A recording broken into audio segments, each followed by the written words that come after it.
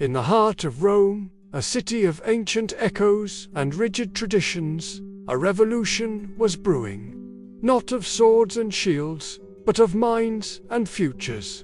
It began with a woman, a single mother, a doctor, in a world where women were told their place was in the home. Her name was Maria Montessori. You think you know her story, right? The gentle educator, the woman who created colorful classrooms where children played freely. But what if I told you the story you know is just the surface?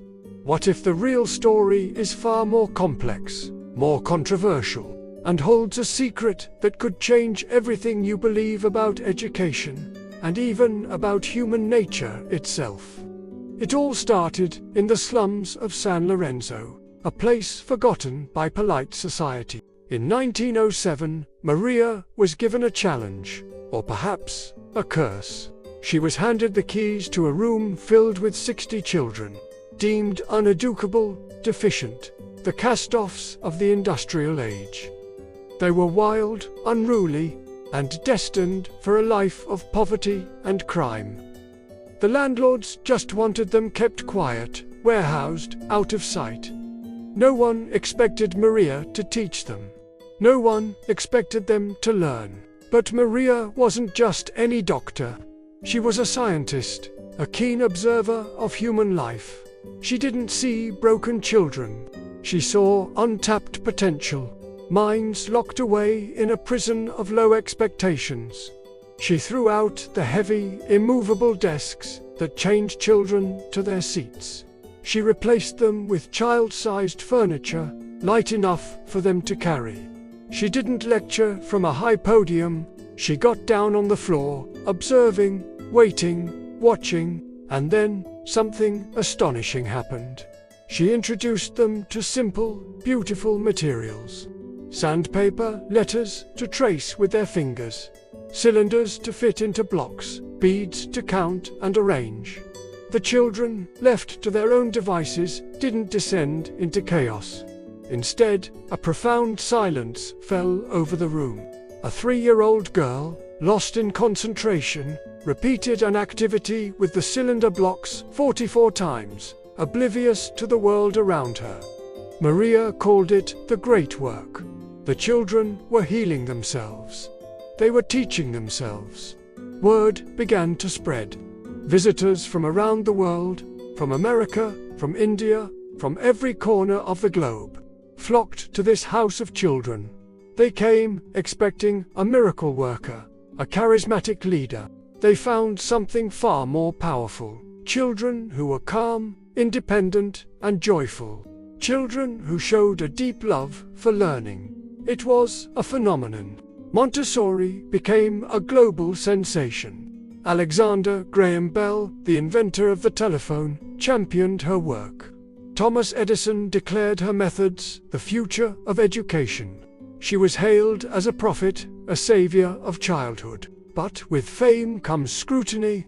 The established powers of the time grew nervous. Who was this woman who defied every rule? Traditional educators called her a heretic. They claimed her methods were unstructured, that they would lead to anarchy. They whispered that her success was a fluke, a trick of the light. They attacked her personally, her status as an unmarried mother, a weapon they used to discredit her. The pressure mounted. In her own country, Italy, she faced her greatest and most dangerous adversary, Benito Mussolini. Initially, Il Duce saw potential in her work. He saw a way to mold the perfect fascist citizen from a young age. He funded her schools, naming her the head of a national Montessori organization. For a moment, it seemed she had found a powerful ally. But Maria Montessori was no one's puppet. She believed in freedom, in the independent spirit of the child. Fascism demanded conformity, blind obedience. The two ideologies were on a collision course. Mussolini demanded the children wear fascist uniforms, that they perform the fascist salute, that their lessons be filled with nationalist propaganda. Maria refused. She stood her ground, a lone figure against a totalitarian state. She famously declared, "To obey, it is necessary to be free." In 1934, the hammer fell. Mussolini, enraged by her defiance, shut down every single Montessori school in Italy. That same year, Hitler did the same in Germany. Her books were burned in public bonfires alongside those of other dangerous thinkers. She was declared an enemy of the state. At the age of 66, Maria Montessori became a fugitive. She fled her home, her country, the life she had built, with only a suitcase and her unwavering conviction. She lived in exile, moving from Spain to the Netherlands, and then, as the storm of war engulfed Europe, she found an unlikely refuge in India. And this is where the story takes its most surprising turn. The part that has been largely written out of the history books. You see, everyone knows about the Montessori method for young children. But what happened in India unlocked the second, secret part of her work. Stranded by the war, she spent years in India collaborating with her son, Mario. Far from the spotlight, free from the political pressures of Europe, her work evolved. She began to ask a bigger question. What comes next? What happens after early childhood?